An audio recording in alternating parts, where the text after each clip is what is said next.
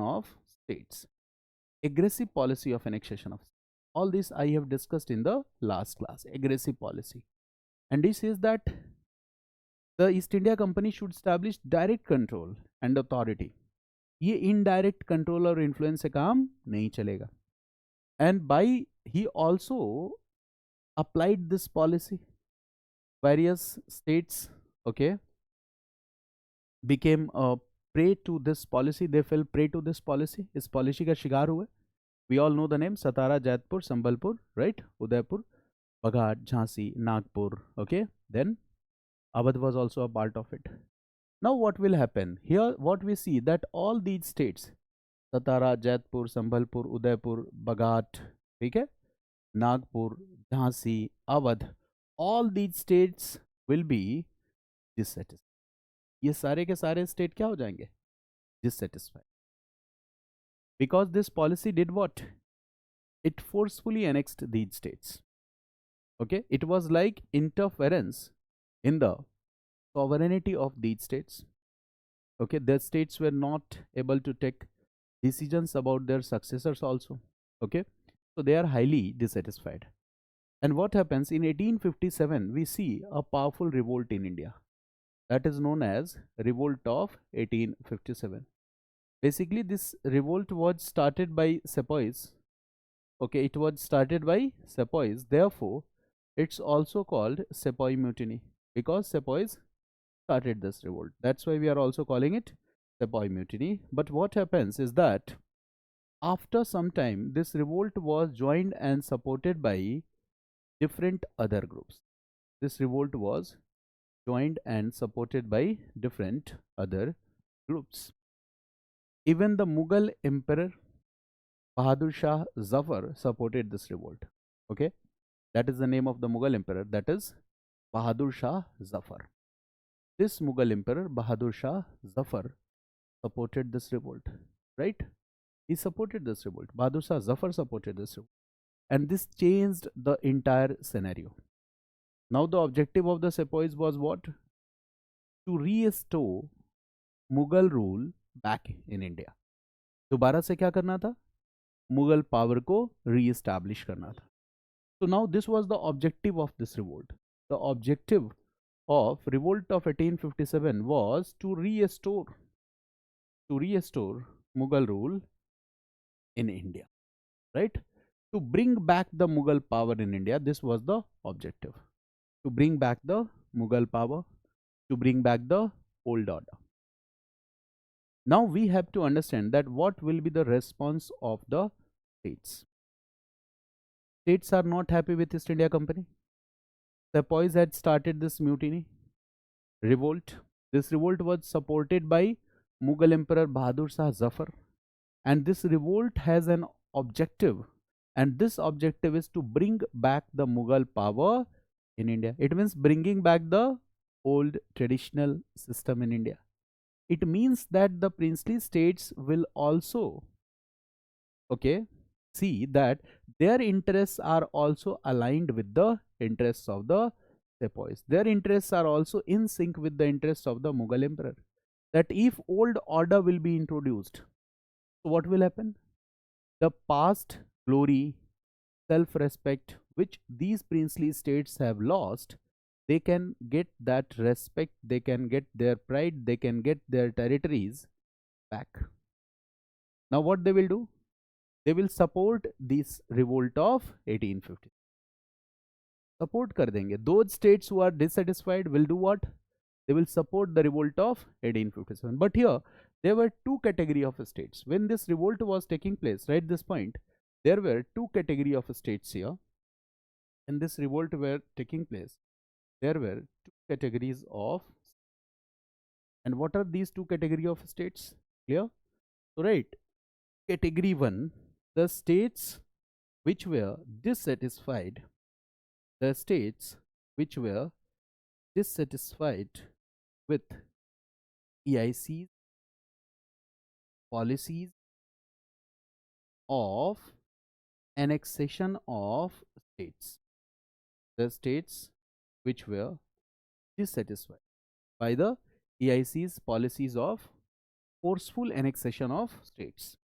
EIC's policies of forceful annexation of states. That was one category. The states which were dissatisfied with the EIC's policies of forceful annexation of states. We all know the example. Now there was some other category of states who were loyal to the presence of British rule in India because they were getting respect from these Britishers, right? They were getting benefits from the presence of colonial rule. So category 2 states, write this point, category 2 states were those states which were getting benefits, those states which were getting benefits, those states which were getting benefit as a result of presence of British rule in India. Those states which were getting benefits as a result of presence of British rule in India. And they were the loyal supporters. They were the loyal supporters of EIC. They were the loyal supporters of EIC. वो loyal supporters थे East India Company. And the intensity of this revolt was very massive. In this revolt, EIC thought that we will have to leave India. They thought that the time has finished. Now we will not be able to maintain our presence in India. ऐसा एक बारगी लग गया था उनको कि अपने बस का नहीं है. We will not be able to survive in India. ये महसूस करा दिया था हिंदुस्तान के लोगों ने. But who came in support of these EIC officials and administrators? Who protected these EIC officials and administrators? This group of states. Princely states were loyal. They protected. Okay? And in this way, EIC got some time. और दुश्मन को समय मिलना बहुत खतरनाक होता है. He will come back with his full intensity. EIC can get support from outside. मेरी बात समझ गया ना? It can get support from other presidencies. So they will get some time, and this will be a lifesaver for them. They will return back, and when they will return back, they will do what? Suppression of, brutal suppression of this revolt. ठीक है, इस revolt को क्या कर देंगे? Suppress कर देंगे. So who proved as breakwaters in the storm? Category 2 states, loyal princely states. समझ गया ना? तो इस बात को हमें समझना है. You can write here that, okay, breakwaters in the storm. Category 2 states were like breakwaters in the storm. Breakwaters in the storm. It means they protected Britishers in India during this revolt. Breakwaters in the storm. Okay, read this. They protected EIC officials. They protected EIC officials. And in this way, EIC got some time. And in this way, EIC got some time. And very soon, gradually, EIC will suppress this massive revolt. Very soon, what we see is that gradually East India Company will suppress this massive revolt. East India Company will suppress this massive revolt. EIC will suppress this revolt gradually. Clear? Now what will happen once the revolt is suppressed? That is very interesting. Okay.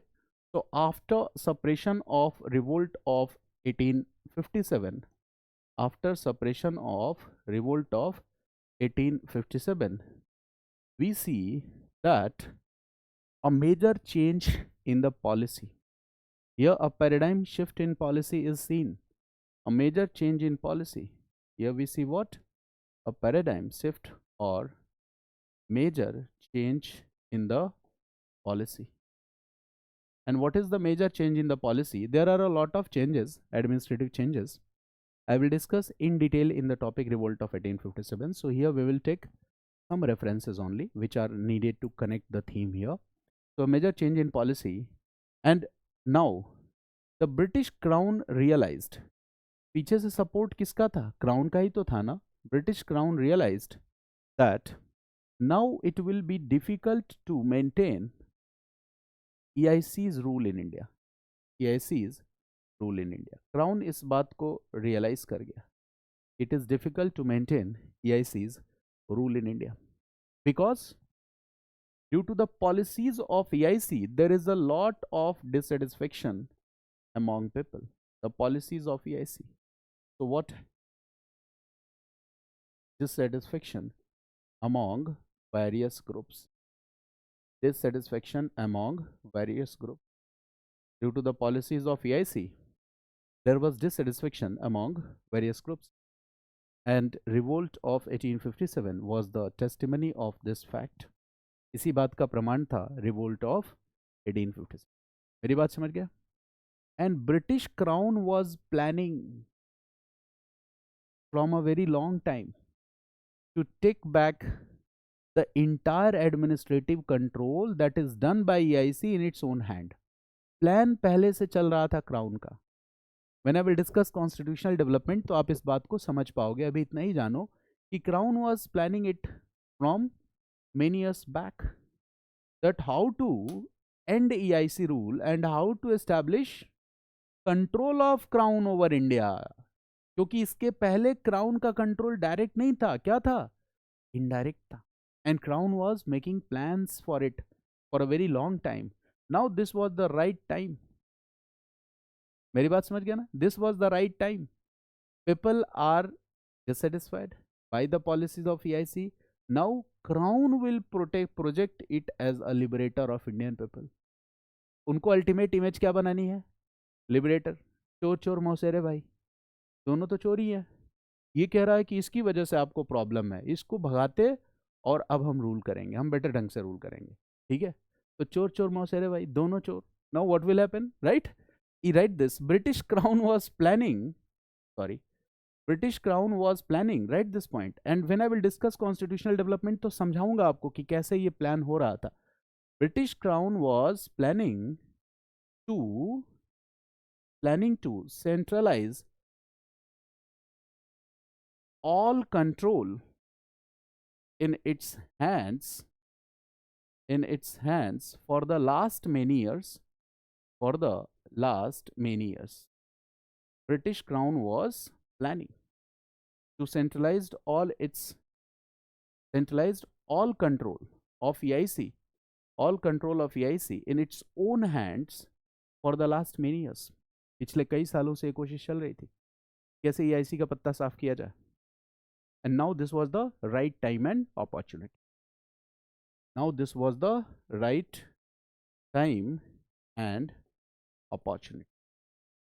ठीक है? Crown को बहुत लंबे समय से लग रहा था अपना टाइम आएगा, और टाइम आ गया. तो टाइम आ गया तो what crown will announce? Crown will say that EIC ने क्या किया है? Injustices with Indian people, and Crown cannot tolerate this. EIC has created a lot of troubles for Indian people. We cannot tolerate this. Britain is one of the most progressive country all around the world, and Britain can never tolerate that the government has given monopolistic rights to a company, and company is doing injustices with the Indian people. We are here on a civilizing mission. We are considering Indian people as white man's burden. ठीक है? और burden को ऐसे उठा के फेंक दोगे, ऐसे नहीं चलेगा. EIC's rule is ended, and now EIC's rule is ended, and Crown will say that now British Crown, okay, will rule India. हो गया. Now British Crown will rule India. ये कब डिक्लेरेशन है? 1858 में. British Crown will rule India. It means now India comes under direct British rule. Now India comes under direct British rule. अब आप एक बात बताओ, इस अनाउंसमेंट से क्या ईस्ट इंडिया कंपनी का एडमिनिस्ट्रेटिव स्ट्रक्चर बदल जाएगा? नहीं. हमारे यहाँ क्या होता है? सरकारें बदलती रहती है, दूसरी सरकार आती है तो पहली वाली स्कीम का नाम बदल देती है. स्कीम वैसे ही चलता रहता है. कल को आप भी IAS बनोगे, समझोगे इस बात को. तो यहाँ हो वही रहा है. सरकार बदल गई, प्रोग्राम पॉलिसी वही है, क्या बदल दिया गया? नाम बदल दिया गया. The entire structure remains the same. Indians को कंफ्यूज करने की साजिश. EIC rule has been ended. British Crown rule, and now British Crown will do what? It will consider.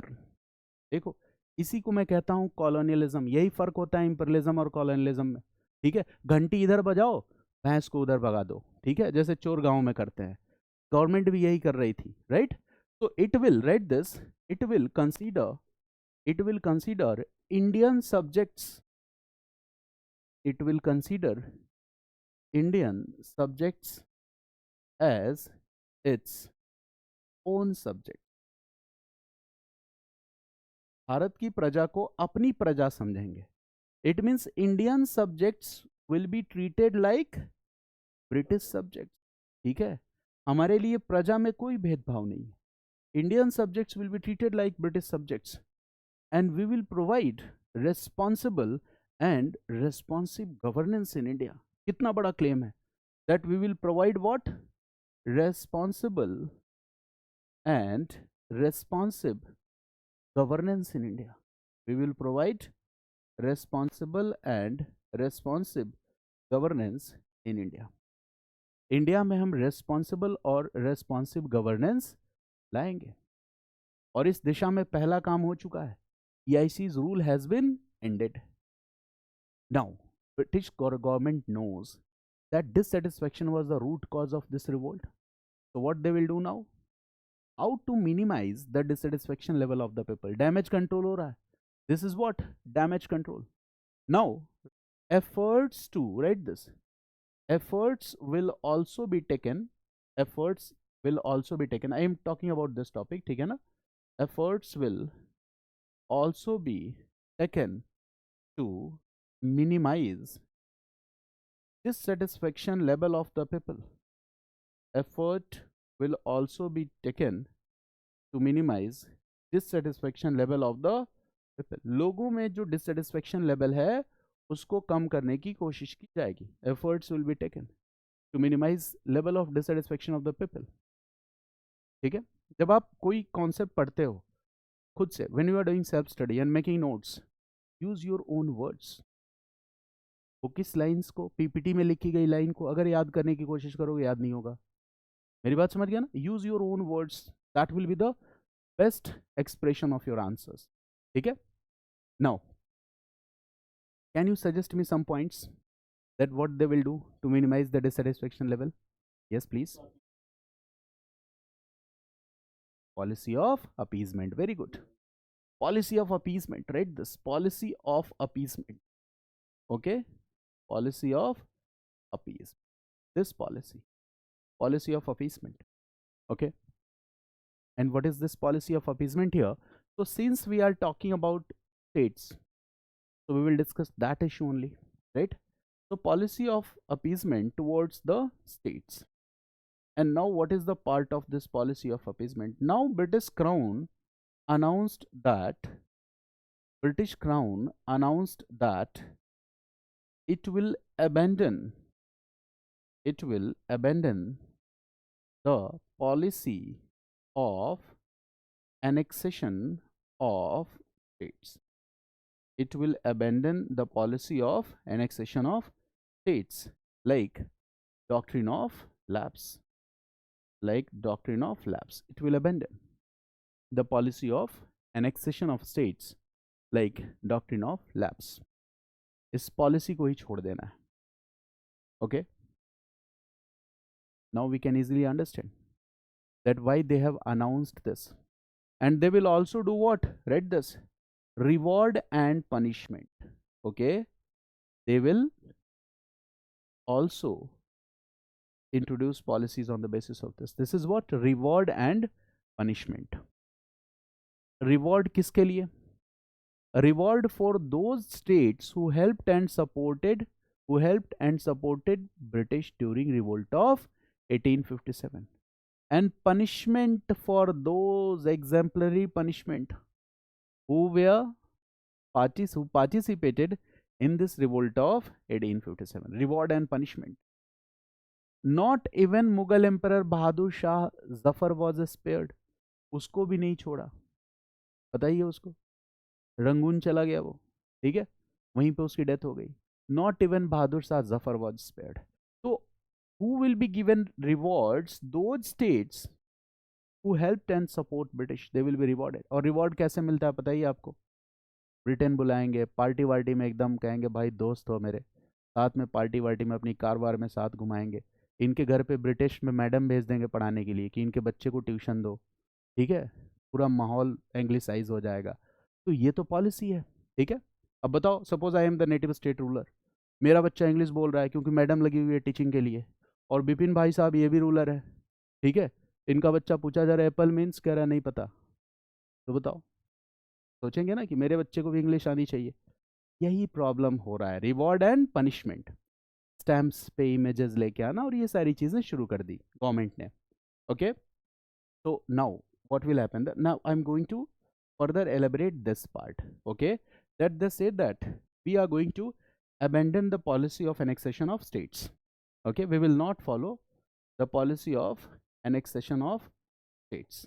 This will be abandoned. फिर कहा लॉर्ड डलहौजी को वापस बुलाओ, ठीक है, उसको हालांकि बुला लिया था पहले ही 1856 में ही, right. Now what will happen? Now British government will announce its new policy. And in this new policy, what they said, this is very interesting. Suppose this is India, and now who is the ruler of India? British Crown. It means British King, Queen, or Parliament. It means King plus Parliament, because there was constitutional monarchy in Britain at that time, na? King or Queen जो भी हो, ठीक है, plus Parliament. They are the rulers in Britain also. This is Britain. So in Britain, who is the ruler? So there was constitutional monarchy. So the king plus parliament. यही structure था ना, king plus parliament. तो 1858 के बाद Britain का king India का king, या Britain की क्वीन इंडिया की queen, like queen Victoria, plus Britain का पार्लियामेंट इंडिया के लिए लेजिस्लेशंस बनाएगा। British parliament will make legislations for India, ये मतलब होता है, गॉट इट। लेकिन अब ब्रिटेन की क्वीन विक्टोरिया तो परमानेंट आके सेटल नहीं हो जाएगी ना इंडिया में, तो उसका एक रिप्रेजेंटेटिव रहेगा, right. Now what will happen? Governor general now was called viceroy. Viceroy का मतलब क्या होता है? Representative. It means now in India the same person who was the governor general, he will be called viceroy. उसको क्या कहा जाएगा? Viceroy. Viceroy simply means representative. वो रिप्रेजेंट करेगा, किसको रिप्रेजेंट करेगा? क्वीन विक्टोरिया को रिप्रेजेंट करेगा इंडिया में, क्वीन विक्टोरिया को रिप्रेजेंट करेगा वायसराय। अब एक बात बताओ, गवर्नर जनरल का पावर पहले से कम हो गया कि बढ़ गया? बढ़ गया। This is centralisation of power. Now governor general was viceroy, so he was the representative of crown. उसको देखो या क्राउन को देखो, बात एक ही है इंडिया में। So this is what centralization of power. Centralization of power कर लिया, centralization of power. So if we say that Act of 1858 did what? Okay, so it centralized all the powers in the British Crown. सारा power British Crown के हाथ में आ गया, and this is the Viceroy. This is the Governor General, representative. Now who will frame legislations for India? British Parliament. तो India में जो act of 1858 आएगा, आपको पता ही है एक्ट लाने के लिए पहले क्या करना पड़ेगा? You will have to introduce a bill, उसके बाद ये क्या बनेगा? एक्ट बनेगा। तो ये बिल कहां इंट्रोड्यूस होगा? ब्रिटिश पार्लियामेंट में, ठीक है। फिर क्राउन क्या कहता है, बड़ा इंटरेस्टिंग है। Crown says that okay, till date, यानी अब तक जितने भी टेरिटरीज को ईस्ट इंडिया कंपनी ने एनेक्स कर लिया है, suppose all these territories, red colour territories, are the territories annexed by East India Company. Now Crown says that these territories or area will be considered as directly controlled areas or territories of the British government, or they will be the British Indian provinces. मतलब east India Company ने जो कारनामा किया था उसको validate कर दिया, कहा आगे से हम स्टेट एनेक्स नहीं करेंगे, लेकिन जितना कर लिया है अब तक वो तो हमारा ही है, जितना कब्जा हो गया वो अपना है. So that will be what? British Indian provinces. All these red colored territories will be what? British Indian provinces. British Indian provinces में इंटरनल सॉवरेनिटी, एक्सटर्नल सॉवरेनिटी सब किसका है? क्राउन का है. वायसराय का है। वहां पे सिक्का केवल और केवल किसका चलता है? क्राउन का चलता है। मेरी बात समझ गया? These are the directly controlled areas और territories of the crown. Okay, and here this is the British Indian provinces. They are simply known as provinces also. इनको प्रोविंसेस भी कहते हैं, British Indian provinces. But till date what has happened, there were many states and territories. Suppose these white colored territories are the states or the territories that has not been still not been annexed by the British government. अभी तक British government ने annex नहीं किया है, so they will be called here princely states, native states और Indian states. तो इनके लिए एक टर्मिनोलॉजी हो जाएगी, वो क्या हो जाएगा? That is princely states, native states और Indian states. Princely states, native states and Indian states. This will be the territories. Now, who is the paramount power in India? British Crown. इनके लिए भी बॉस कौन है? British crown. इनके लिए भी कौन बॉस है? British crown. तो क्राउन ने पहले क्लियर किया किसको? ये व्हाइट कलर्ड स्टेट्स को, इंडियन प्रिंसली स्टेट्स को, कि there is a condition. Condition क्या है? that you will have to accept paramountcy of British crown. आपको मानना पड़ेगा कि बॉस कौन है? ब्रिटिश क्राउन ही है। इसका मतलब ध्यान से समझना, if British crown is the boss, तो in this situation tell me one thing, that who will control the subjects like war, peace, in context of all India? पूरे भारत के संबंध में कौन डिसीजन लेगा? Crown. If Indian states will consider that British power is the British crown is the paramount power, and in context of British Indian provinces it's already clear that British crown is the paramount power.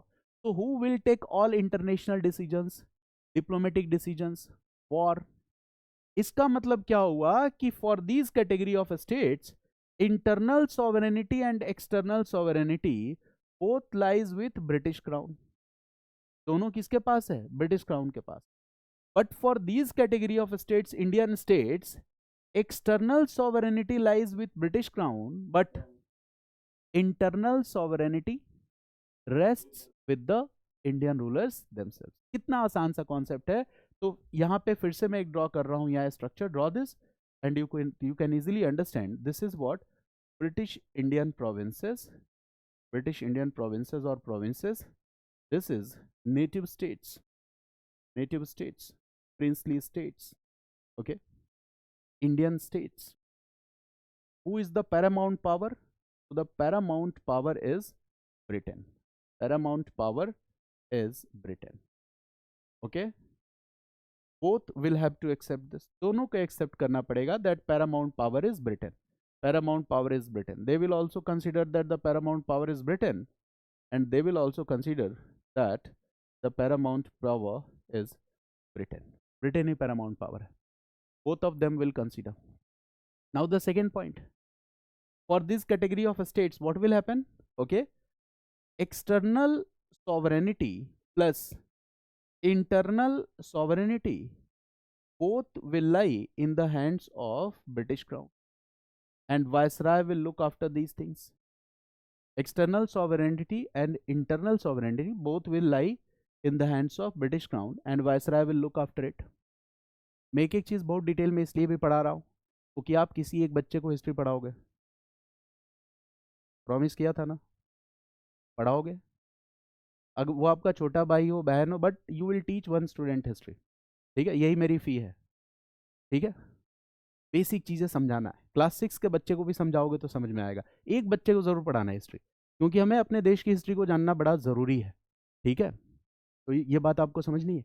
Now British crown, what we see here, that viceroy is the external sovereignty and internal sovereignty both lies in the hands of British Crown. But what will happen here? Point number 2. External sovereignty will lie in the hands of British Crown, and internal sovereignty will remain with the Indian states. Internal sovereignty remain with the Indian states. Internal sovereignty किसके पास रह जाएगी? Indian states के पास. It means in the matters of internal administration, in the matters of internal administration of a state, state policies, land revenue policies, right? Okay, bringing reforms, developing infrastructure, developing infrastructure, these states were free to take decisions. These states were free to take decisions. And the British government promised that their states will never be annexed in future, will never be annexed in future by British Crown. This promise and assurance was the most important thing, that your states will never be annexed in future by the Crown. This promise is what? This is policy of appeasement, कि आपके state को future में कभी annex नहीं करेंगे. You are free to rule. आपका महल आपका है, ठीक है, आपकी प्रॉपर्टी आपकी है. अपने स्टेट में आप लैंड रेवेन्यू पॉलिसीज आप इंट्रोड्यूस कर सकते हो.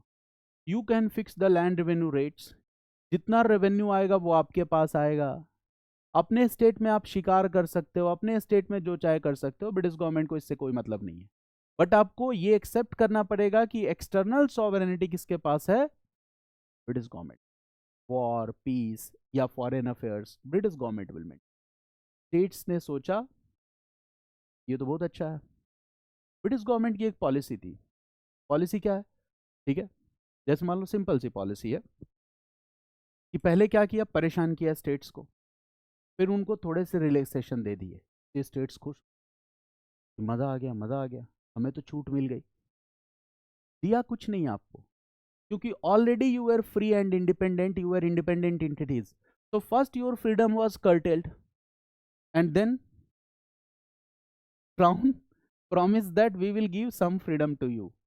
फिर आप खुश हो गए. ठीक है, कितना आसान पॉलिसी है. This is the policy of Britishers. They did this.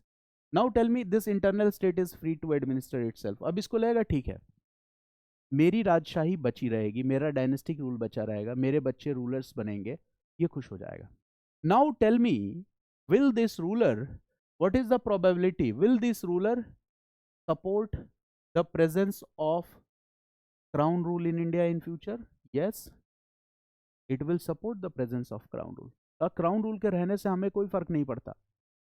जिसको फर्क पड़ता है वो ये लोग हैं, red colour territories.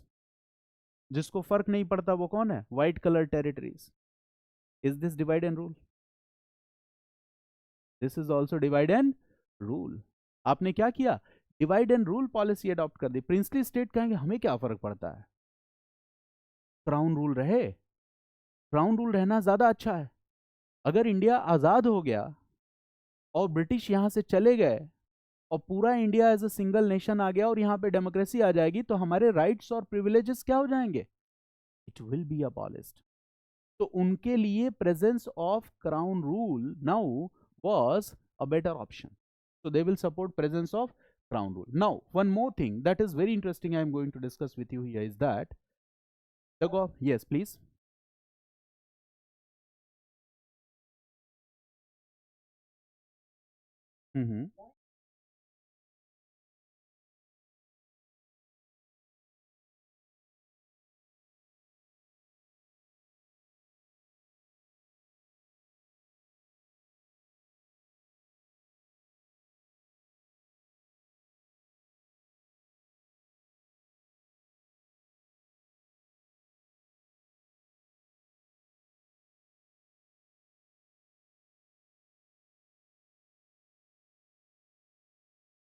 Exactly.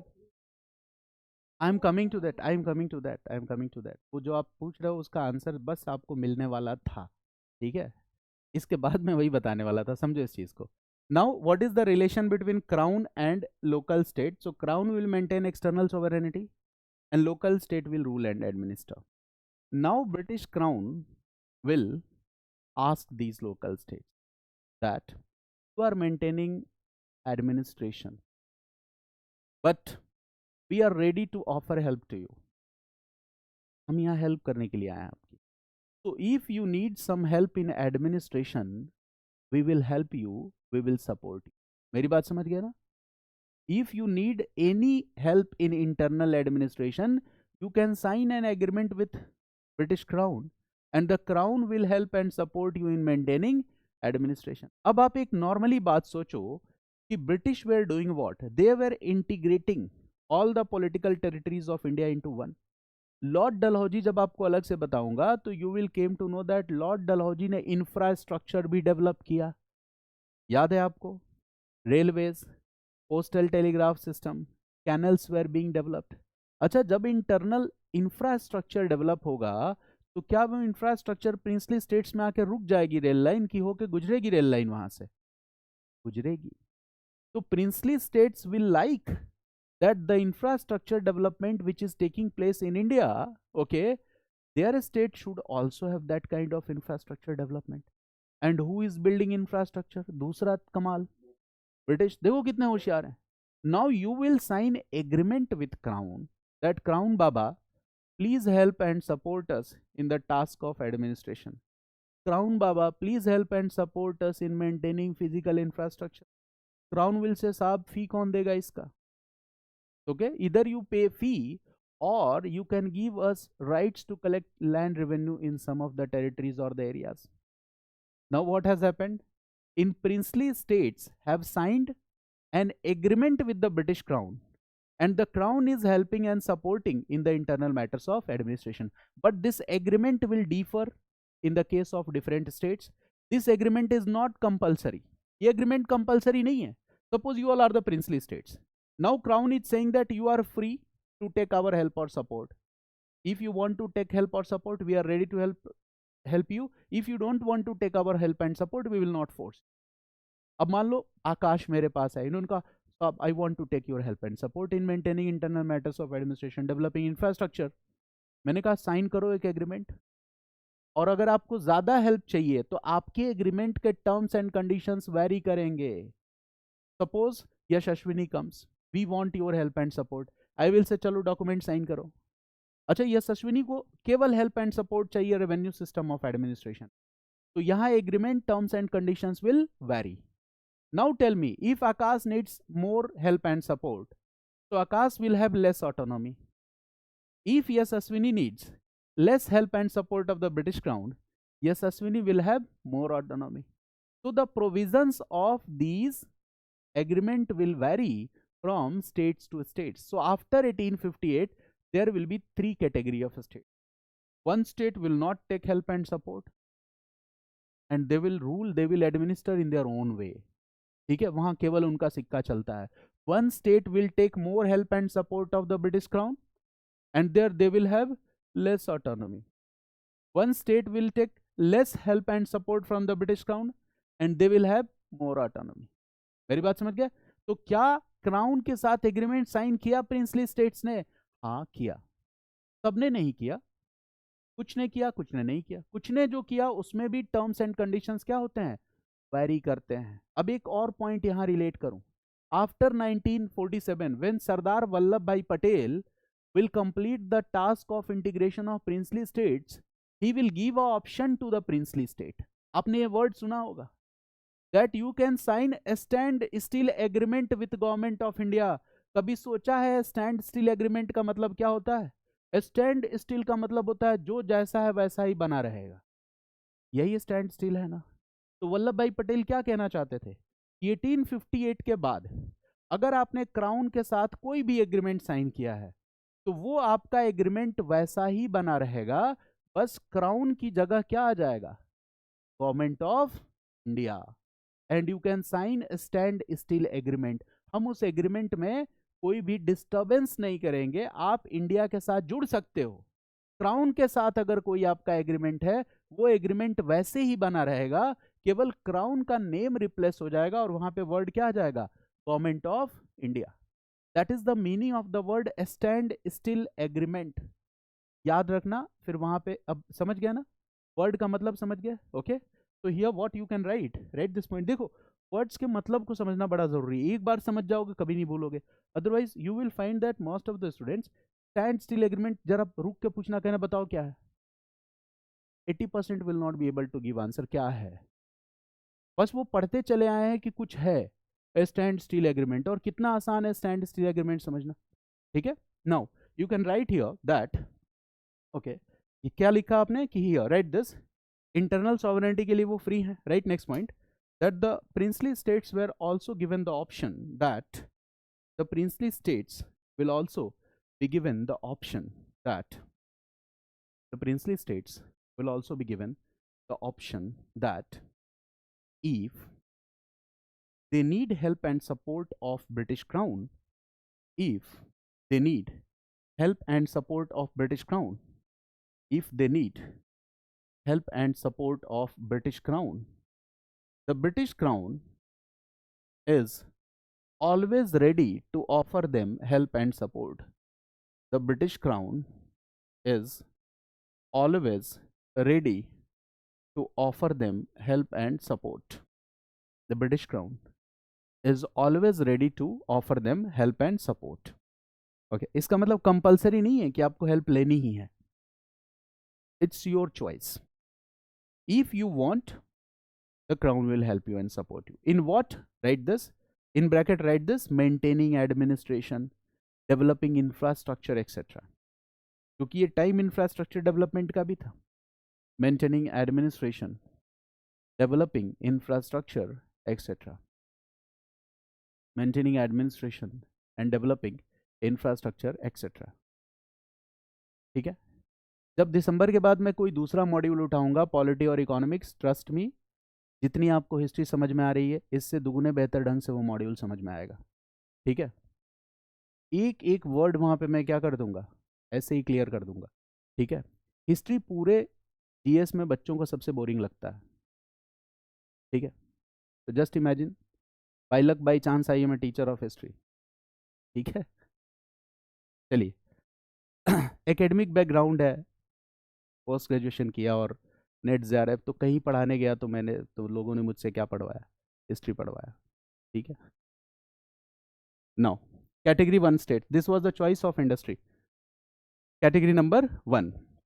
Okay okay, दिसंबर में आपको डिसाइड करके बताना इकोनॉमिक्स या पॉलिटी, जिसमें लगे कि प्रॉब्लम है वही पढ़ाऊंगा. ठीक है ना, आप डिसाइड करके बताना.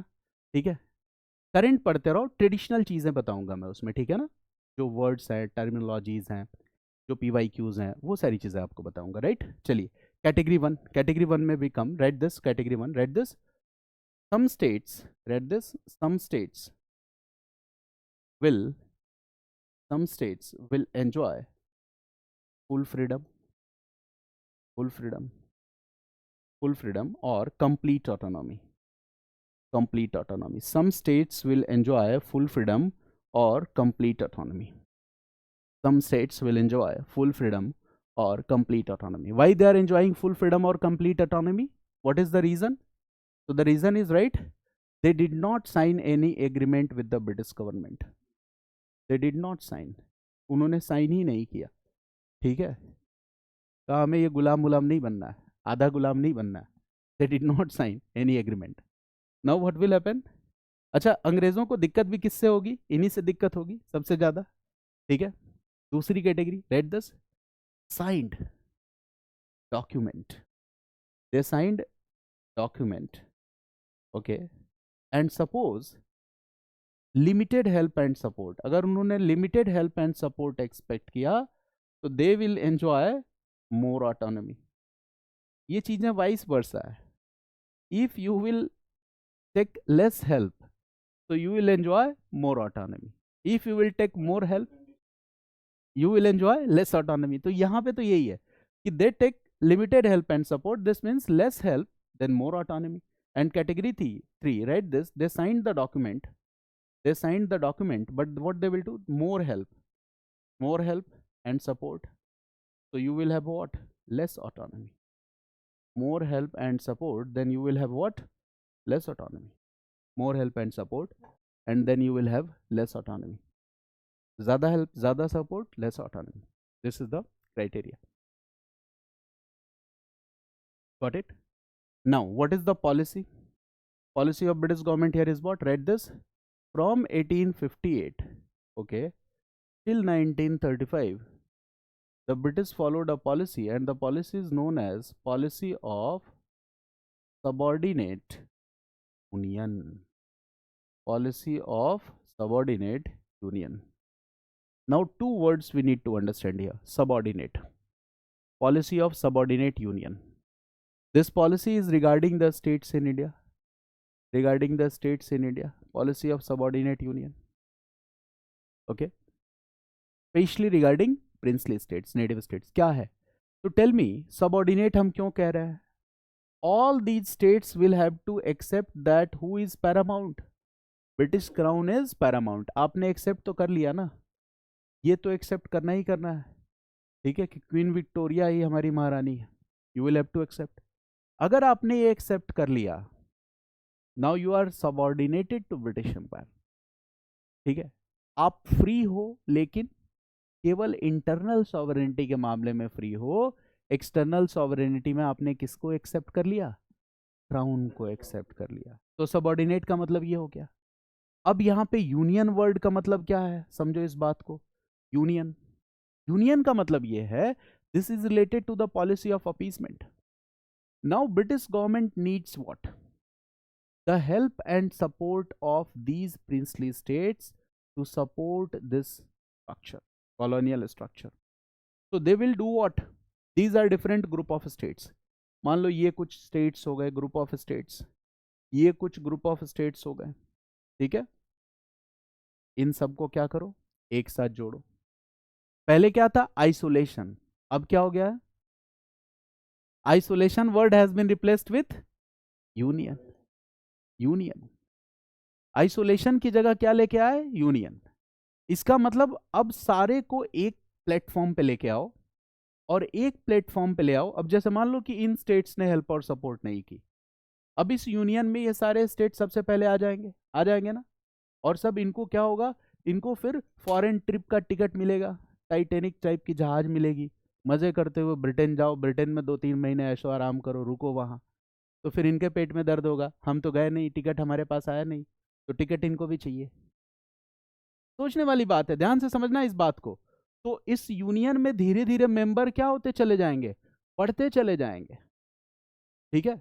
इनके यहाँ ब्रिटिश मैडम पढ़ा रही हैं आके ट्यूशन, इनके यहाँ नहीं आ रही हैं, तो इनके यहाँ भी मैडम चाहिए, तो फिर क्या होगा? ये भी इस यूनियन में शामिल हो जाएंगे. इंग्लिसाइज होना चाहते हैं. Got this idea? तो gradually what will happen? The states are subordinated to British crown, and in this union more and more states will do what? They will come and join this. But फिर भी कुछ states हैं जिनके अंदर देशभक्ति का कीड़ा बहुत है ना, मजबूत है, पैट्रियटिक है. वो क्या करेंगे? They will not help and support the presence of British Crown. Whenever they will promote nationalist feelings and aspirations of people in their states. ठीक है. गांधी जी को अपने यहाँ बुला के रुकवाएंगे, कहेंगे Gandhi ji you are welcome. ठीक है. आईएनसी लीडर्स को ऑफिस बनाने के लिए जगह देंगे. तो ऐसा नहीं है कि all princely states were supporting the colonial structure. Universalise नहीं करना है. मेरी बात समझ गया ना? कभी यूनिवर्सलाइज नहीं करना है. ये भी नहीं सोचना है कि all Muslims were supporting Muslim League. ये भी गलत है. जब भी हम यूनिवर्सलाइज करेंगे, हम अपने नेशनलिस्ट, जो हमारी नेशनल मूवमेंट की जो हेरिटेज है, जो हमारी फंडामेंटल ड्यूटी है कि इसको प्रिजर्व और प्रोटेक्ट करना है, जब भी हम कम्युनल इंटरप्रिटेशन करते हैं अपने हिस्ट्री का, तो हम अपने उस फंडामेंटल ड्यूटी के साथ ही कॉम्प्रोमाइज कर जाते हैं. This is our fundamental duty to protect and preserve what? The ideals of national movement. है फंडामेंटल ड्यूटी, पढ़ा होगा आपने पॉलिटी में, तो ये भी आपको ध्यान रखना है. Now what will happen? Okay, this is policy of subordinate union. ठीक है. अब इसमें भी देखो मजेदार बात क्या है. What we see is that, देखो क्या होगा, 1830s ऑनवर्ड्स आरपीएस बनने लगेंगे, रीजनल पॉलिटिकल एसोसिएशन. और पॉलिटिकल एसोसिएशंस का बनना किस बात को इंडिकेट करता है? It indicate the growth and consolidation of nationalist feelings and sentiments. ठीक है. अगर हम अपने राइट्स को लेकर अवेयर होंगे तो हम पॉलिटिकल एसोसिएशंस बनाएंगे. और अगर हम अपने राइट्स को लेकर अवेयर हो रहे हैं, इसका मतलब ये है कॉलोनियल स्ट्रक्चर में हमारे साथ जो एक्सप्लॉयटेशन हो रहा है, उस एक्सप्लॉयटेशन के नेचर को हम ठीक ढंग से समझने लगे। मेरी बात समझ गया? This is the idea that if we are aware about our rights, it means that we have started understanding the true nature of colonial exploitation that is done by British in India. Gradually what will happen, in 1885 INC was, Indian National Congress was formed, and it was an all India political party. It was a pan India political party. It means that a political party that will represent the consolidated nationalist feelings and sentiments of all Indian masses, all regions, all classes, all religious groups, all social classes. This is what? This is the first major expression. This is the first major expression of nationalism in India. That now we are united at national level because we have all India party. And after this, the Indian national movement will be led by Indian National Congress. In 1905, what we see? Partition of Bengal. And this is what? First mass movement of India. First mass movement. Very good. 1905 to 0708, first mass movement of India. India में पहला mass movement हो रहा है बंगाल में। ये क्या दिखला रहा है? कि अंग्रेजों को हम पहचान गए हैं। We are opposing the presence of colonial rule in India. इसका मतलब इंडियंस आर बीइंग यूनाइटेड। अंग्रेज कहेंगे अच्छा यूनाइटेड, हिंदू मुस्लिम यूनिटी, तो they will help and support in the formation of Muslim league 1906। Muslim league बनवा दिया, चंदा भी दिया इसके लिए, ठीक है। 1906 they helped and supported in the formation of Muslim League, and Muslim League said that we are the party of only Muslims. और ये नहीं कह रहे हैं कि हम केवल मुस्लिम्स की पार्टी है, ये साथ में ये भी बता रहे हैं कि okay, Indian national Congress is the party of Hindus. मतलब अपना बता रहे हैं इंट्रोडक्शन, साथ में दूसरे का भी बता रहे हैं। मेरी बात समझ गया ना? The best way to project yourself is to promote your qualities. मेरी बात समझ गया ना? अगर मैं यहाँ पढ़ा रहा हूँ, 2 घंटे पढ़ा रहा हूँ, so I will teach. That is the best way to project myself. मेरी बात समझ गया ना? अगर 2 घंटे में 1.5 घंटे में दूसरे टीचर्स की बुराई करूँ तो ये क्या है? ये गलत है ना? The same is happening here. What we see is that Muslim League is doing what? 2 घंटे के लेक्चर में 1.5 घंटे किसकी बुराई कर रही है? इंडियन नेशनल कांग्रेस की। और इंडियन नेशनल कांग्रेस 2 घंटे के लेक्चर में मुस्लिम लीग की बात ही नहीं करती। कीचड़ में पत्थर फेंकोगे तो छींटा अपने ही ऊपर आ जाएगा, ठीक है। ये फर्क है इंडियन नेशनल कांग्रेस और मुस्लिम लीग में। INC was the party of all class, और उस समय की आईएनसी और आज की आईएनसी दोनों एक नहीं है। गांधी इन 1940s he was saying that INC as a political party must be dissolved. Gandhi ने कहा था, क्योंकि अगर इलेक्शन हुआ और यही Indian national Congress party election जीती तो 1885 से 1947 तक इंडियन नेशनल मूवमेंट को इस पार्टी ने लीड किया है, ठीक है। लोगों के इमोशंस इस पार्टी के साथ हैं। The party will get major victory and it will be in power for many years, and this is not a level playing field in election. का इलेक्शन में लेवल प्लेइंग फील्ड नहीं होगा, leader वही रहेंगे, party का नाम बदलो, ठीक है। मेरी बात समझ गया ना? तो ये है गांधी। गांधी की पर्सनालिटी, बहुत सारी चीजें हैं उसमें, okay, but gradually we will unfollow all this. Got it? 1906 में ये हो गया। Then this is what? Policy of appeasement that is done with the help of divide and, policy of appeasement done with divide and rule. इसके बाद British government क्या करेगी? British government will support in the formation of chamber of princes, Chamber of Princes. Okay, they will also form a committee, Butler Committee, and Butler Committee will be asked to submit its report that what is the relation of British government with the princely state and how these relations should be improved. इस relation को और बेहतर कैसे बनाया जाए? क्यों princely state के साथ ब्रिटिश गवर्नमेंट अपने रिलेशन को इंप्रूव करना चाह रही है? क्यों इंप्रूव करना चाह रही है? इसका आंसर आप जानते हो, क्योंकि वो नेशनल मूवमेंट जो पॉपुलर हो रहा है डे बाय डे, उसको वीक करना चाहते हैं। वीक करने के लिए they are using their policy, divide and rule policy. So on the one side they are using Muslim League as a tool to promote this policy. On the other side they are using princely states as a tool to promote this policy. And this entire phase they are following a policy, that is policy of subordinate union. All princely states are subordinated to crown, but they are trying to ensure that all these princely states should be brought to one platform, and the government will do what? Government will take help and support of these princely states in maintenance of presence of foreign rule in India. समझ में आ गया? ये एक idea भी बना आपके दिमाग में. इसके बाद देखो अगला फेज है, read this, 1935 to 1947, policy of equal federation, policy of equal federation, but this policy never came into exist, never came into exist. ये पॉलिसी आप तब समझ पाओगे जब आप गवर्नमेंट ऑफ इंडिया एक्ट के प्रोविजंस को समझोगे. तो that we will discuss later. ठीक है, नोट्स में leave one page.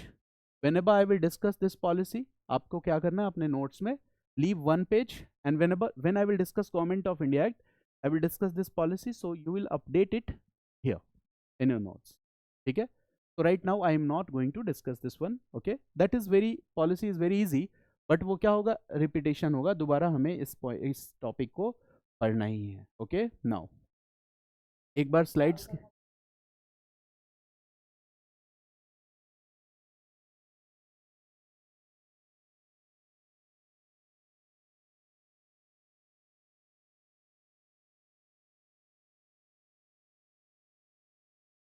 Actually, when no, when I will enter revolt of 1857, I will discuss.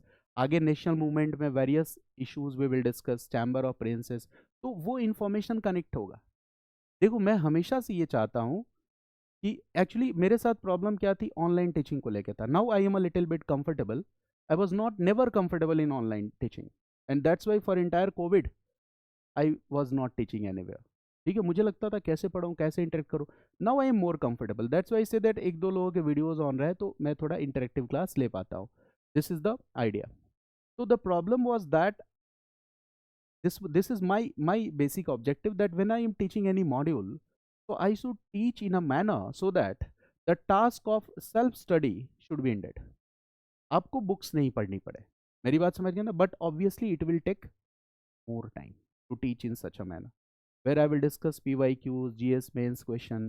I will discuss the entire theme, बार बार को relate करूँगा, timeline बताऊँगा, facts भी बताऊँगा, concept भी बताऊँगा, and what is the most you can say that most efficient platform for this online platform. Okay, that's why I decided, ठीक है, कि मैं ऐसे शायद ज़्यादा बेटर काम कर सकता हूँ. ठीक है, ठीक है, it is good for the business purpose also and for it is ethical as well. ठीक है, कि जब मैं कोई काम कर रहा हूँ तो I could put some value in that work. ठीक है, तो शायद मैं ऐसे कर पाऊंगा.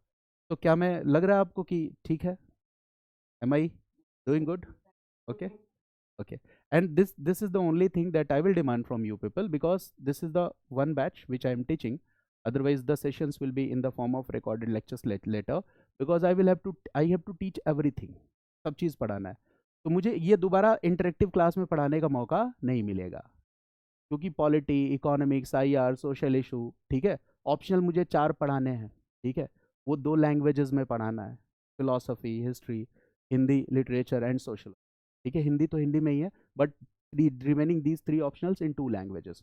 तो मेरे पास इंटरेक्टिव पढ़ाने का ऑप्शन क्या होता चला जाएगा, अलग अलग मॉड्यूल्स आते चले जाएंगे. तो मैं ऐसा पढ़ाना चाहता हूँ कि अगर आप रिकॉर्डेड लेक्चर्स भी देखो तो you are very much comfortable. आपको ज़रूरत ही ना हो कि वहाँ रुक के पूछना पड़े कि सर ये कॉन्सेप्ट समझाओ, इसमें क्या होगा. जैसे आकाश ने जो क्वेश्चन पूछा, I was about to answer that question. ठीक है, and this is what the experience of teaching. कुछ सालों से पढ़ा रहा हूँ और बच्चों के क्वेश्चंस को मैं बहुत सीरियसली लेता था. शायद पहले बता भी चुका हूँ आपको. मेरे पास एक कॉपी होती है, you will ask the question and I will note down.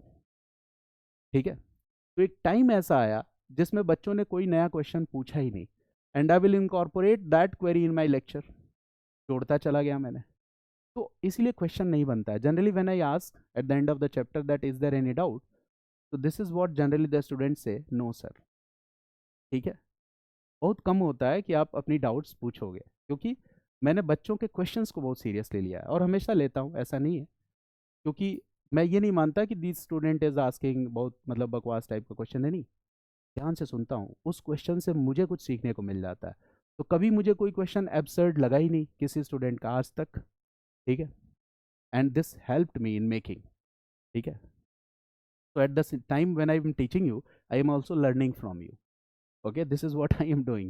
Now we are coming to this part. Okay, policy of doctrine of labs, this we have already discussed. Okay, so look at this slide, और थोड़ा slide भी incorporate किया। और इसका motive ये नहीं कि slide इकट्ठा करने लगो आप लोग, नहीं, इकट्ठा ही तो नहीं करना है, हम वही काम तो करते हैं। देखो कितनी चीजें आपके घर में कलेक्टेड है, मार्केट जाओगे, पहुंच गए करोल बाग, 10 बुक लेके आओगे, वही नहीं करना है। वही चीज इकट्ठी रखो जिसको कई बार रिवाइज करने की जरूरत है। ठीक है, now read here, policy of subordinate union, what is the time period now, I think you can relate here, 1885 to 1947, and I have written here 1947 also। क्यों 1947 लिखा है? बिकॉज जो अगली पॉलिसी थी जो 1935 में आई थी, नाम क्या था? Policy of equal federation. What I have told you, it never came into existence. तो जब वो एग्जिस्ट करी ही नहीं तो यही पॉलिसी कंटिन्यू रह जाएगी। तो this is what technically, if it is asked to match, you will say that 1858 to 1935, but it continued later also। जैसे इसमें हम समझ लेते हैं सब्सिडी अलायंस, क्या वो पॉलिसी रुक गई क्या? नहीं, बफर वाली पॉलिसी तो आगे भी कंटिन्यू है, but technically there is a phase, so that is the phase। if in prelims you will get the question, so this phase you will match 1858 to 1947। now revolt of 1857 made the British, यहाँ क्या लिखा हुआ है? reverse their policy towards the princely state। why they are reversing their policy towards the princely state? और reverse of policy क्या है? पहले princely states को परेशान करना है, forceful, okay, annexation है, subsidiary alliance was forcefully imposed, इस तरह की पॉलिसी है। Now here the policy is changed, the formal take over of companies Indian empire by crown, I have already discussed here that AIC rule was ended, and who comes to power? British crown, was marked by a complete change in British policy towards Indian states। ठीक है, it was marked by a complete change in the British policy towards Indian states। ठीक है, complete change है। Now we are coming forward, next point, prior to the revolt, it means revolt of 1857, prior to the revolt the British had made use of every opportunity to annex the Indian states। जब भी मौका मिला Indian states को annex करने का, कोई भी मौका अंग्रेजों ने नहीं छोड़ा। But after it they abandon the policy of annexation. It means after 1858 क्या किया? पॉलिसी ऑफ एनेक्सेशन को अबेंडन कर दिया in the favour of another policy. It means they brought another policy, and this is what? Policy of subordinate union. ये policy आ गई। During the revolt of 1857, what happened? Most of the native rulers had not only remained loyal to the British, but actively helped and supported in suppressing the revolt। बताया था, there are two category of states, one who were dissatisfied and they participated in revolt of 1857। Awadh participated, Jhansi Rani participated। एक दूसरा group किन rulers का है? that they were loyal to the British during revolt of 1857 and they actively helped and supported British in the suppression of revolt of 1857। help भी किया। their loyalty was now rewarded with the announcement that the right to adopt heirs would be respected। reverse of policy। अब ये क्या कह रहा है? you can adopt your heir, there is no any problem, right? and the integrity of these territories were guaranteed against future annexation। they said that we will not further annex your territories। this is regarding all princely states, ठीक है ना, कि we will not further annex your territories, and that's why I told that the policy of annexation of territories was stopped, right? it was abandoned and the rights of rulers of these princely states were recognized। new policy was heralded by definite place in the Queen's Proclamation 1858। this was 1st November 1858, you can write here this is queen Victoria's proclamation. जैसे Mughal emperor कुछ बोलेगा तो वो फरमान हो जाएगा, ठीक है। ये क्या है? Queen Victoria proclamation. और इसी प्रोक्लेमेशन में ये कहा गया कि EIC rule replaced with crown rule, viceroy will be representative, crown will look after Indian subjects as its own subjects, we will bring responsible and responsive governance here in India. The rights of the princely states will be respected. We will abandon the policy of annexation of states. This all was said where? In Queen Victoria's proclamation. This topic I will again discuss in the chapter Revolt of 1850. There is a topic that which changes were introduced after this revolt of 1857. So there I will discuss this topic. Now, we here announce to the native provinces of India that all treaties and engagements made with them or under the authority of Honorable East India Company are by us accepted and will scrupulously maintained and will look for like observance on their part. ये तो निकल गया कौन? चतुर रामलिंगम, उसकी भाषा है। Simple बात क्या है यहाँ कि देखो क्या है यहाँ पे कि देखो ये देखो, treaties and engagements made with them under the authority of East India company. यानी जब ईस्ट इंडिया कंपनी रूल कर रही थी 1757 टू 1858, अगर कोई प्रिंसली स्टेट ने कोई ट्रीटी साइन किया है ईस्ट इंडिया कंपनी के साथ, ओके, तो वो ट्रीटी एज इट इज बनी रहेगी। मेरी बात समझ गया ना? क्राउन रूल आने से उस ट्रीटी पे कोई असर नहीं पड़ेगा, प्लस गवर्नमेंट किसी प्रिंसली स्टेट के इंटरनल मैटर में इंटरफेयर नहीं करेगी। अगर आप कोई नई ट्रीटी साइन करना चाहते हो जिसमें आप क्राउन की हेल्प एंड सपोर्ट चाहते हो, the crown will help and support you, for that we can sign these treaties. और 1947 के बाद वल्लभ भाई पटेल ने क्या कहा कि जो ट्रीटी आपने पहले से साइन की है, अगर आप यूनियन ऑफ इंडिया का हिस्सा बनना स्वीकार करो, ठीक है, तो आपकी वो ट्रीटी वैसे ही मेंटेन रहेगी। अगर आप मोर ऑटोनॉमी है तो that more autonomy will be maintain, less autonomy है that will also be maintained, but हमारे साथ आ जाओ। वो एग्रीमेंट क्या होगा? स्टैंड स्टिल, जो व्यवस्था पहले थी वैसी बनी रहेगी, केवल क्या बदलेगा? क्राउन की जगह क्या आ जाएगा? गवर्नमेंट ऑफ इंडिया, ठीक है। और वल्लभ भाई पटेल में लीडरशिप की इतनी शानदार क्वालिटी थी। देखो, आप वल्लभ भाई पटेल को क्या कहते हो? आयरन मैन ऑफ इंडिया, ठीक है। नेशनल यूनिटी डे भी हम सेलिब्रेट करते हैं 31 अक्टूबर को। देखो, कोई एक दिन में आयरन मैन नहीं बन जाता है, ठीक है। हॉलीवुड वाले आयरन मैन की बात नहीं कर रहा हूँ। वर्ल्ड हिस्ट्री में भी एक आयरन मैन था जर्मनी में, the name of this person was Bismarck. और इंडिया में, इंडिया का बिस्मार्क कौन है? वल्लभ भाई पटेल।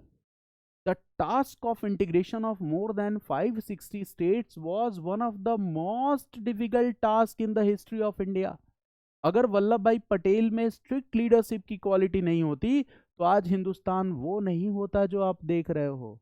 अभी दो ही टुकड़े थे ना, टुकड़े टुकड़े हो जाता है हिंदुस्तान। तो वल्लभ भाई पटेल में ये लीडरशिप की क्वालिटी चाइल्डहुड से थी, बचपन में थी। इनके बचपन में ही was in a school and, ठीक है, there was one teacher in that school who always comes late, हमेशा क्लास में लेट आते थे। वैसे 40-50 मिनट्स की क्लास होती है बच्चों की, यही होता है ना स्कूल में, तो आई थिंक 45 और 50 minutes, but the teacher always come late by 10 to 15 minutes. वो रोज लेट से आते थे। वल्लभ भाई Patel was in the class. देखो लीडरशिप की क्वालिटी क्या है। बच्चे रोज शोर शराबा करते थे, एक दिन शोर शराबा हो रहा था, वल्लभ भाई पटेल ने कहा शांत रहो। He is not teacher, he was the student, but he is asking the students that don't disturb the other classes. तो स्टूडेंट्स ने कहा हम क्या करें? कहा गाना गाओ, बट स्लो आवाज में, या बारी बारी से आके गाना गाओ, ठीक है, सबको गाने आता ही है। तो बच्चों ने कहा ये अच्छा आइडिया है, अब गाने वाने का प्रोग्राम होगा। तो बच्चे गाना वाना गाने लगे। टीचर साहब उधर से आ गए, उन्होंने कहा ये क्या तमाशा बना रखा है, क्लास में गाना हो रहा है, ठीक है, यू आर सिंगिंग सॉन्ग। नाराज हुए, खूब डांट लगाई। And the teacher asked Vallabh भाई Patel that go out of my class, बाहर जाओ। बच्चों ने कहा इसी ने कहा है गाना गाओ। टीचर ने कहा बाहर जाओ। नव वल्लभ भाई पटेल व्हाट ही डिड, एक बार इशारा किया बच्चों को और क्लास से बाहर चले गए। इनके पीछे पीछे क्लास के सारे बच्चे क्लास से बाहर चले गए। लीडरशिप, टीचर ने एक बच्चे को बाहर भेजा, और ये 7th या 8th क्लास की घटना है। सारे के सारे बच्चे वल्लभ भाई पटेल के साथ क्लास के बाहर। टीचर झल्ला गया एकदम, प्रिंसिपल के पास गया, भाई यार ये नेतागिरी कर रहा है, लीडर बन रहा है ये क्लास में। इसके पीछे पीछे सारे बच्चे बाहर आ गए, बुलाओ उसको। प्रिंसिपल ने बुलाया, कौन है भाई? पटेल, इधर आओ। पटेल आया, हाँ भाई बताओ क्या हुआ? तो चलो सर से माफी मांगो। ओके। पटेल सेड, मैं क्यों माफी मांगू? माफी तो सर को मांगनी चाहिए। प्रिंसिपल दोबारा टेंशन में आ गया, भाई 7th 8th क्लास का बच्चा है। Patel is saying that no, I will not ask for pardon, I demand that the teacher should ask for pardon from all the students. Patel ने कहा, ये टीचर रोज 10 मिनट्स लेट से आता है, क्लास में 50 बच्चे हैं, देर आर 50 स्टूडेंट्स, 50 × 10 500 मिनट्स बर्बाद कर रहा है राष्ट्र का ये डेली। जो आवर्स में कैलकुलेट करें तो कितना होता है? ठीक है, 6 to 7 hours of nation this person is okay doing what? Okay, 6-7 घंटे इस नेशन का बर्बाद कर रहा है ये टीचर राष्ट्र का। तो ये नेशन मेकिंग क्या करेगा? अब प्रिंसिपल भी चिंता में पड़ गया कि किस बच्चे से पाला पड़ गया है, क्लास 6 7th क्लास का बच्चा है। उसने कहा, देख लो, we will punish you. Sardar Patel said that, I know about the consequences of my words and actions, जो करना है कर लो। दिस वॉज सरदार वल्लभ भाई पटेल। तो आयरन मैन 1947 में नहीं बन गए थे, ठीक है? चाइल्डहुड में उसकी क्या है, नींव पड़ी है, फाउंडेशंस है। मेरी बात समझ गया ना? तो ऐसा नहीं होता जैसे आमतौर पे हम क्या करते हैं, हमें लगता है यार ये उम्र दराज आदमी है, इसकी उम्र हमसे ज़्यादा है, तो जो कह रहा है सही ही होगा। नहीं, कभी इस बात पे यकीन मत करो। हमारे एक्सपीरियंसेस हमारे सोशल कंडीशंस से बनते हैं, आसपास के माहौल से बनते हैं। अगर कोई बच्चा 20 ईयर्स का है बट उसके माँ बाप, पेरेंट्स, उसके आसपास का माहौल बहुत अच्छा है, ठीक है, और कोई आदमी 70 ईयर्स का है लेकिन एक टॉक्सिक इन्वायरमेंट में रह रहा है, तो आपको 70 ईयर्स के आदमी की बात नहीं माननी चाहिए। उसके एक्सपीरियंसेस गलत हो सकते हैं बट इस बच्चे के एक्सपीरियंस कभी नहीं सही होंगे, सॉरी कभी गलत नहीं होंगे। तो we should always think about what the opinion of the people, as does not matter. इस भुलावे में कभी मत आना, नहीं तो एडमिनिस्ट्रेटर बनोगे, कोई बुजुर्ग आदमी आएगा रोते गाते हुए, उसकी कहानी सुन के आपको लगेगा सही कह रहा है, रो रहा है, परेशान है, उम्र दराज है, सही कह रहा है। नहीं, ठीक है? इसलिए आपने देखा होगा जो अच्छे एडमिनिस्ट्रेटर्स होते हैं वो आपकी ज़्यादा कहानी नहीं सुनते हैं। उनको पता है कहानी सुन के तुम इमोशनली ब्लैकमेल करोगे, वो सीधे बोलेंगे हाँ ठीक है चलो आप अपनी बात बताओ, छोड़ो ये सब, व्हाट इज़ द इशू, इसकी बात करो। क्योंकि इशू के इर्द गिर्द जब कहानियां बुनी जाती हैं तो इंसान को क्या किया जाता है, इमोशनल बनाया जाता है, ठीक है? स्टोरीज ट्रैप अस। ओके, ये बात समझ गया ना? हालांकि मैं आपको ट्रैप नहीं कर रहा था, ठीक है? This was also a story, this was a good story, okay, of Patel. Now the policy of subordinate union was, देखो ये लाइन बहुत इंपॉर्टेंट है, the policy of subordinate union was in disguise a diplomacy of the British to annex the native states. The policy of subordinate union was in disguise. ठीक है यार, वही है, रंग बदल के चला आया। It was in disguise. What? The diplomacy of the British to annex the Indian native state. वो कह रहे हैं हमने policy of annexation of states छोड़ दी है, लेकिन फुल एनेक्सेशन कर लिया कि नहीं? जैसे ही आपने एक्सेप्ट किया कि British power is the Paramount power, तो ये क्या हो गया, फुल एनेक्सेशन हो गया, ठीक है? This is what AIC's rule. Okay, under the new policy subordination of the principal of, देखो, equal status of the Indian prince with the crown came to an end. ये पॉइंट भी बड़ा important है। 1858 के पहले, before 1858 what was happening? Princely states were completely independent. जो independent है वो है, जब तक आपने उसको डिफीट नहीं किया या जब तक उसने कोई ट्रीटी साइन नहीं की, वो इंडिपेंडेंट है। ब्रिटिश क्राउन अगर अपना बॉस है तो उस स्टेट का रूलर भी अपना बॉस है, वो कंप्लीटली इंडिपेंडेंट है। बट 1858 के बाद क्या हो रहा है, क्या वो रूलर कंप्लीटली इंडिपेंडेंट है? यस और नो?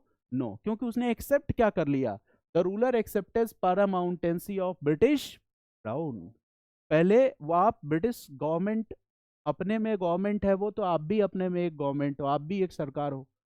अब वो स्टेटस आपका खत्म हो गया। Now you have accepted paramountancy of British crown.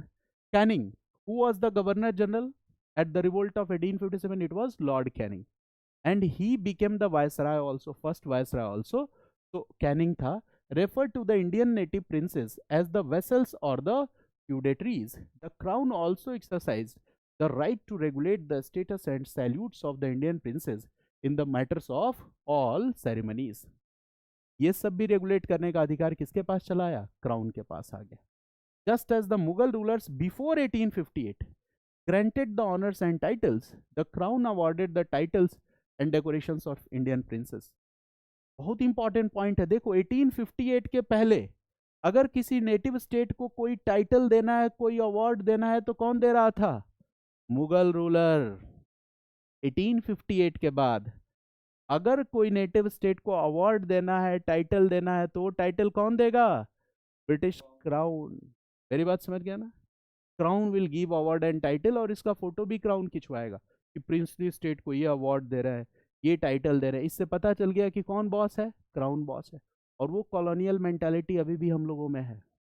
कुछ लोग दिवाली के दिन अपने स्टाफ को गिफ्ट दे के फोटो खिंचवा के हर जगह पोस्ट कर देते हैं कि हमने इसको 1 किलो मिठाई दिया है. ये कभी नहीं करना चाहिए. ठीक है? तोहफे हमेशा क्या देने चाहिए? हमेशा. ठीक है? किसी को पता ना चले. पोस्ट कभी मत करो. This things are not good. किसी गरीबी का आप मजाक उड़ा रहे हो. ये क्या कर रहे हैं? क्राउन भी तो वही कर रहा है. Giving titles, awards in the ceremonies, taking photographs and using it to increase their power and influence. वो अपने power और influence को बढ़ा रहा है. The government of India exercised the right to interfere in the internal affairs of Indian states, but it was subject to a condition that the Indian states will ask for the help and support of British Crown. और आपको help and support मांगनी ही पड़ती. Because after 1850s, development of infrastructure in India and in integrated infrastructure, railways, canals, roads, किसको नहीं चाहिए? और अगर चाहिए तो आपको किसकी हेल्प लेनी पड़ेगी? क्राउन की हेल्प लेनी पड़ेगी. और जब आप क्राउन की हेल्प लेने जाओगे, वो पहले से ही डॉक्यूमेंट लेके बैठा हुआ है, साइन करो. तो ये तो ट्रैप करने का नया तरीका था ना. ठीक है? नया तरीका था ट्रैप करने का. However, the British were further helped by the Indian princes themselves to encroach in their internal sovereignty. ठीक है? Developments of an all India character compelled the rulers of Indian states to fall in line with the governments of India's policy. देखो, development of all India character, इसका मतलब क्या है? Physical infrastructure, railways, canals, roads, ये सब develop हो रहे हैं. और इस वजह से it compelled the local rulers और the princely states to fall in line with the government of India's policy. अगर आपको डेवलपमेंट करना है, विकास करना है, तो गवर्नमेंट ऑफ इंडिया की पॉलिसी के साथ, that is British Indian government, उसके साथ आपको खुद को इंटीग्रेट करना ही पड़ेगा. और जैसे ही आप इंटीग्रेट करोगे, सीधे सीधे क्या अफेक्ट होगी? आपकी ऑटोनॉमी अफेक्ट हो जाए. ठीक है? तो टेक्निकली कहाँ कुछ चेंज हुआ? चेंज हुआ क्या बताओ? कंपनी के जाने से नहीं. This is again how we were trapped. Now does the new trend seem to reduce all the Indian states into vassal state और फ्यूडेटरी? मतलब नए ट्रेंड जो 1858 के बाद आया, यहाँ पे crown was like king and the local states was like zamindars और द फ्यूडेटरीज. बॉस उनका हमेशा कौन है? क्राउन है. Crown was always the boss. Okay? whether they were treaty states or enjoying various degrees of authority. More autonomy, less autonomy, I have already discussed it. This form of policy was one of the tactical practices of the British. Instead of direct annexation, they adopted a way in which the control of the state automatically came in their hands. So the policy of subordinate union was for tactical purposes. एक तरह से आपको appease भी किया, ये भी कहा कि we have stopped the policy of direct annexation of states, और दूसरी तरफ क्या किया? Okay, all the, you can say that powers will come automatically in the hands of the British government.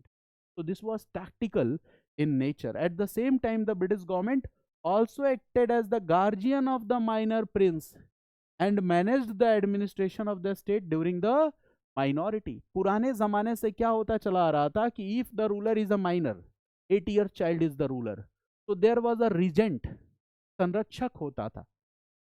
The regent can be the mother of the ruler, uncle of the ruler. जैसे अकबर का regent कौन था? बैरम खां. शिवाजी 2 मराठा में, who was the regent? Tarabai.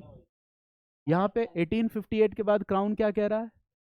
अगर छोटा बच्चा ruler है तो हम बनेंगे उसके रिजेंट जब तक वो बड़ा नहीं हो जाता है. इतने स्मार्ट है, सोचो. ये हमें पढ़ना चाहिए, जानना चाहिए ईस्ट इंडिया कंपनी के बारे में. They are saying that if ruler is a minor, so there is no need of mummy auntie to be the regent. We are the mummy auntie papa, sab hum hi hai.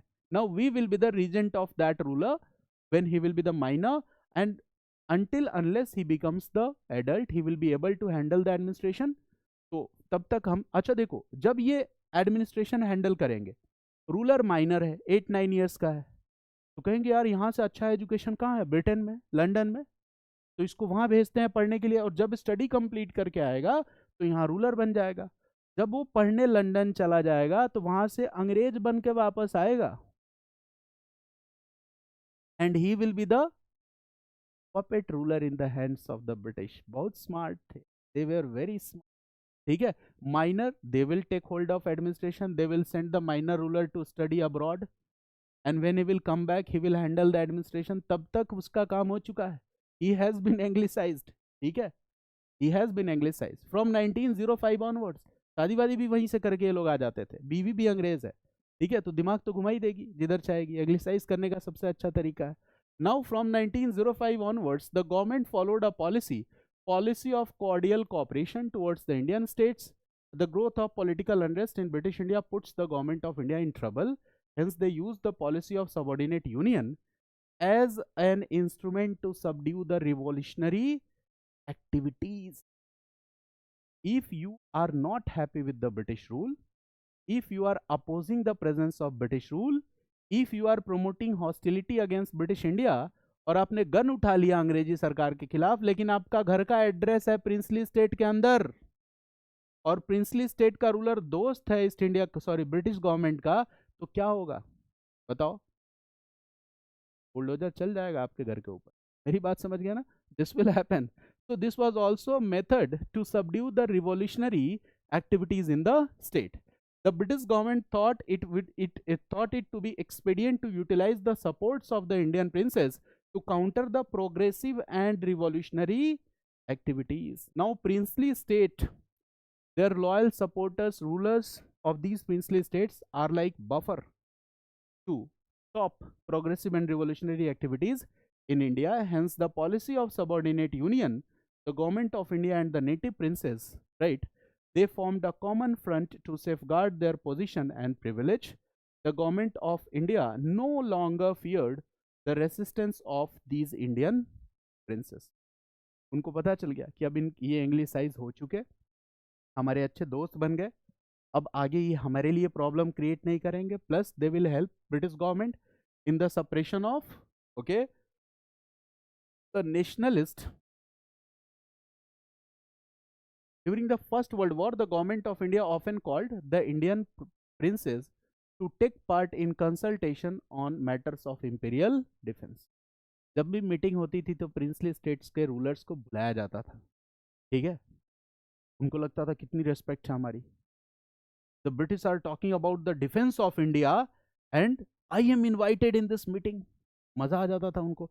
एक ruler था बनारस का, right, तो जब आपको constitution development बताऊंगा वहां बताऊंगा, तो some rulers joined the provincial legislative assembly, और इस तरह से कुछ ऐसी बॉडीज थी जिसमें रूलर्स भी उसका हिस्सा बने, और ब्रिटिश नॉमिनेट करके कैंडिडेट्स को भेजते थे। तो these princely states were the nominated candidates of the crown in the legislative assembly.